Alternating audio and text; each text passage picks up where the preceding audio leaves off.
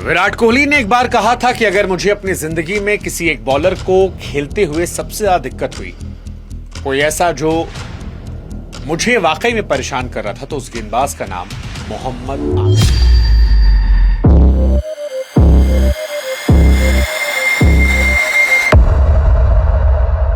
दुनिया के सबसे विस्फोटक बल्लेबाजों में से एक डिविलियर्स ने भी कहा कि मैंने अपने करियर में आमिर से ज्यादा मुश्किल गेंदबाज फेस नहीं किया।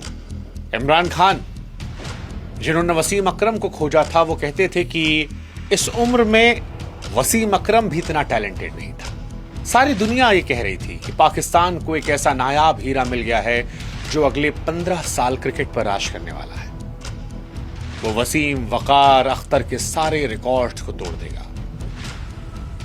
वो मैग्राथ एंडरसन से बड़ा गेंदबाज बनेगा। लेकिन फिर एक आवाज आती है नो बॉल की, और उस एक आवाज ने दुनिया के सबसे खतरनाक गेंदबाज को अर्श से फर्श पर पटक दिया। वो एक गेंद क्रीज से बाहर नहीं गिरी, बल्कि करोड़ों फैंस के भरोसे से बाहर गिर गई। वो एक कदम जो उसने क्रीज के आगे रखा, उसने उसका सब कुछ छीन लिया। ये कहानी सिर्फ बैट और बॉल की नहीं है। ये कहानी है लालच, धोखा, जेल की सलाखें और फिर एक ऐसे रिडेम्पशन की, यानी वापसी, जो फिल्मों से ज्यादा रोमांचित करती है। ये कहानी है पाकिस्तान के मोहम्मद आमिर। नमस्कार, मैं हूं शुभांकर और आप देख रहे हैं क्रिकेट बुक। आज हम उस 18 साल के लड़के की बात करेंगे जिसने दुनिया को 2 बार हिलाया। पहली बार अपने स्विंग, दूसरी बार अपने गुनाह से। साल था 2009। पाकिस्तान क्रिकेट में एक नया लड़का आया था, मोहम्मद आमिर। 17-18 साल की उम्र थी। गांव के माहौल से निकला एक सीधा साधा लड़का, लेकिन उसके हाथ में गेंद आते ही वो किसी जादूगर से कम नहीं लग रहा था। वो गेंद को दोनों तरफ स्विंग कर रहा था। उसकी रफ्तार और उसकी लाइन लेंथ देखकर बड़े बड़े बल्लेबाज खौफ खाने लगे थे।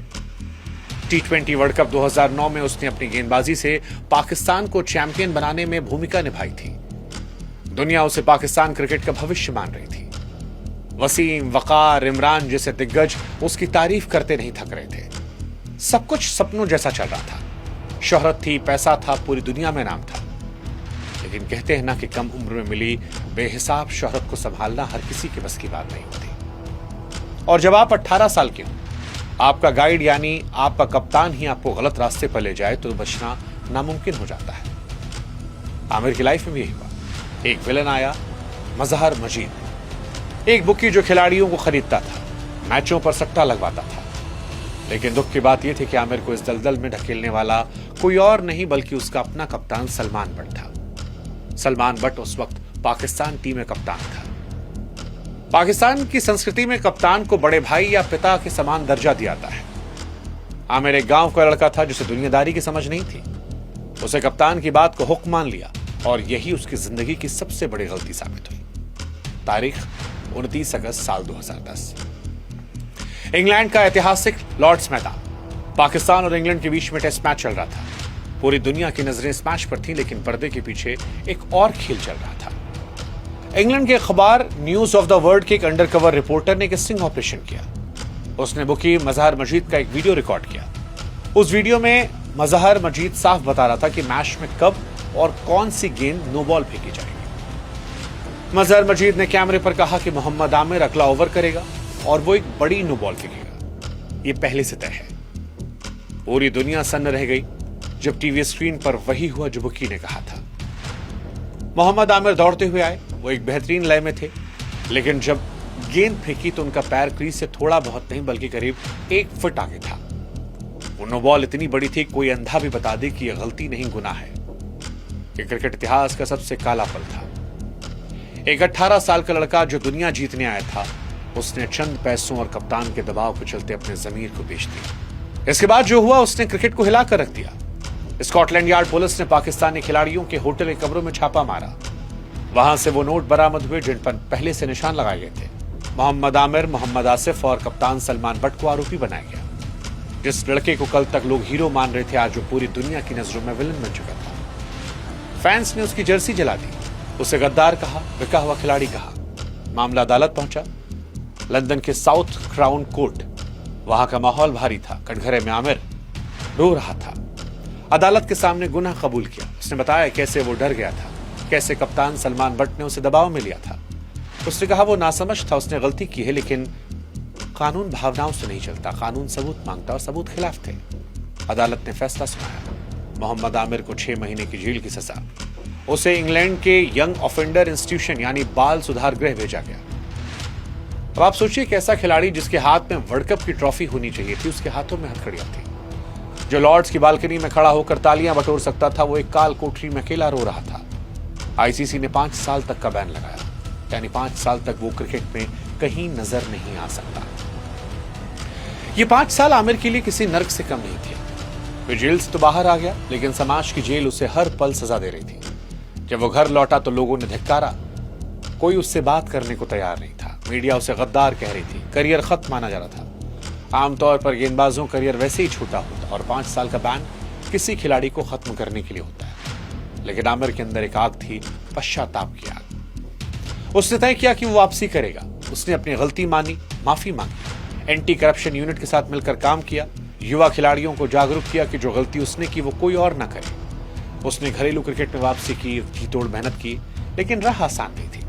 जब उसकी वापसी की खबरें आने लगी तो पता चला पाकिस्तान टीम के खिलाड़ी उसके खिलाफ खड़े थे। मोहम्मद हफीज और अजहर अली जैसे सीनियर खिलाड़ियों ने कह दिया कि अगर आमिर टीम में खेलेगा तो हम नहीं खेलेंगे। अब आप सोचिए उस मानसिक स्थिति को। आप अपनी ही टीम के ड्रेसिंग रूम में जाते हैं और वहां आपसे कोई बात नहीं करता, कोई आपके साथ खाना नहीं खाना चाहता, सब आपको शक की निगाहों से देखते रहते हैं। और आमिर खामोश था। उसने हर अपमान में घूंट पिया। वो जानता था कि इज्जत मुंह से बोलकर नहीं, गेंद से विकेट लेकर वापस कमाई जाती है। और आखिरकार उसने 2016 में वो कमाई। 5 साल का लंबा बनवास, बदनामी और जलालत झेलने के बाद 2016 में आमिर की इंटरनेशनल क्रिकेट में वापसी हुई। कुदरत का खेल देखिए, वापसी उसी इंग्लैंड की धरती पर हुई जहां सब कुछ खोया था। तारीख 13 जुलाई 2016। मैदान वही लॉर्ड्स का। जब आमिर ने गेंदबाजी के लिए रनअप लिया तो भीड़ ने तालियां नहीं, हुटिंग की। नो बॉल के नारे लगे, चोर चोर की आवाज आई। लेकिन आमिर ने अपना फोकस नहीं खोया, उसने गेंदबाजी की। हालांकि अभी वो पुराना वाला जादू नहीं आया था, लेकिन ये दिखाया कि वो लड़ने को तैयार है। लेकिन कहानी खत्म नहीं हुई थी। आमिर की जिंदगी किसी फिल्म के क्लाइमेक्स की तरह बाकी थी। वो पल जो उसके माथे से गद्दार का टैग मिटाने वाला था, वो पल आया साल 2017 में। चैंपियंस ट्रॉफी का फाइनल मुकाबला, क्रिकेट की दुनिया का सबसे बड़ा मुकाबला, हिंदुस्तान वर्सेस पाकिस्तान।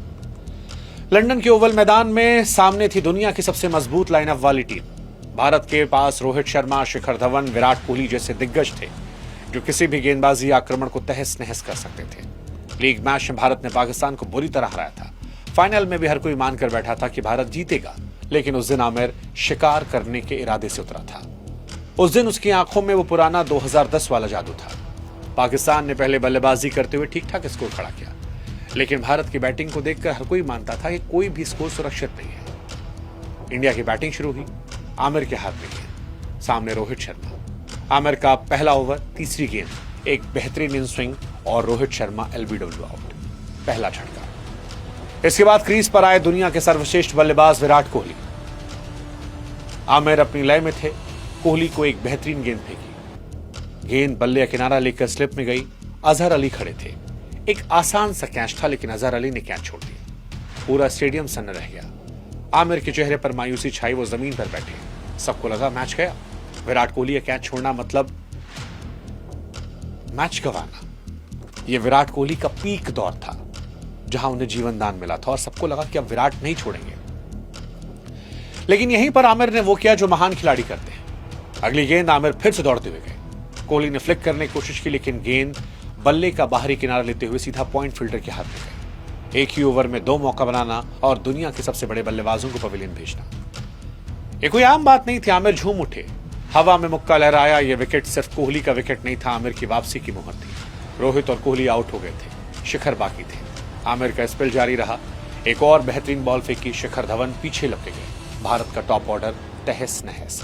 33 रनों पर 3 विकेट, और ये तीनों विकेट मोहम्मद आमिर ने लिए थे। उसे एक स्पेल ने भारत की कमर तोड़ दी और पहली बार चैंपियंस ट्रॉफी का विजेता पाकिस्तान बन गया। उस दिन मैदान पर जो आमिर दिखा वो 2010 वाला डरा हुआ लड़का नहीं था। वो एक योद्धा जैसा था जिसने अपनी खोई हुई इज्जत को अपने दम पर वापस छीना। मैच के बाद विराट कोहली ने आमिर की तारीफ की। उन्होंने उसे अपना बैट गिफ्ट किया। जिस दुनिया ने उसे ठुकराया था, जो दुनिया उसकी तालियां बजा रही थी, उस रात मोहम्मद आमिर ने सिर्फ एक मैच नहीं जीता था, जिंदगी की एक बड़ी लड़ाई जीती। आमिर का करियर उतार चढ़ाव से रहा, जल्दी संन्यास लिया, वापसी की खबरें भी आईं, लेकिन 2010 से लेकर 2017 तक का सफर इंसानी जज्बे की एक मिसाल है। ये कहानी सिखाती है इंसान से गलतियां हो सकती हैं, भटक सकता है, लालच दबाव में गलत फैसले ले सकता है, लेकिन अगर गलती मानने की हिम्मत है, गिरकर संभलने का जज्बा हो तो अपनी कहानी दोबारा लिख सकता है। एक नो बॉल ने आमिर को विलन बनाया, लेकिन उसकी मेहनत और वापसी ने हीरो बनाया। क्रिकेट इतिहास में कई महान गेंदबाज हुए, लेकिन आमिर जैसा टैलेंटेड कम ही देखने को मिला। एक ऐसा टैलेंट जो बर्बाद हुआ, लेकिन फिर राख से उठकर फिर आबाद हुआ। लोग आज भी सोचते हैं कि अगर वो 5 साल बर्बाद ना होते तो आमिर के नाम कितने रिकॉर्ड होते, शायद वो वसीम अकरम से आगे निकल जाते। लेकिन अगर मगर पर इतिहास नहीं चलता। जो हो सकता उसे बदला नहीं जा सकता। आमिर ने जो खोया वो बहुत ज्यादा था, लेकिन जो पाया वो भी कम नहीं था। प्रायश्चित कर लिया। आपको मोहम्मद आमिर की गेंदबाजी कैसी लगती है? क्या आपको लगता है कि वो दूसरा मौका जो उन्हें दिया गया था वो सही था? इंडियन क्रिकेट फैन या पाकिस्तान क्रिकेट फैन, क्या 2017 का वो स्पेल आपकी यादों में ताजा है? कमेंट सेक्शन में जरूर बताइएगा। कोई और कहानी सुननी हो तो भी कमेंट कीजिएगा। मैं हूं शुभांकर, आप देख रहे थे क्रिकेट बुक। हम फिर मिलेंगे क्रिकेट के इतिहास से जुड़े एक और दिलचस्प कहानी के साथ। तब तक अपना ख्याल रखिए और क्रिकेट के खेल का आनंद लीजिए।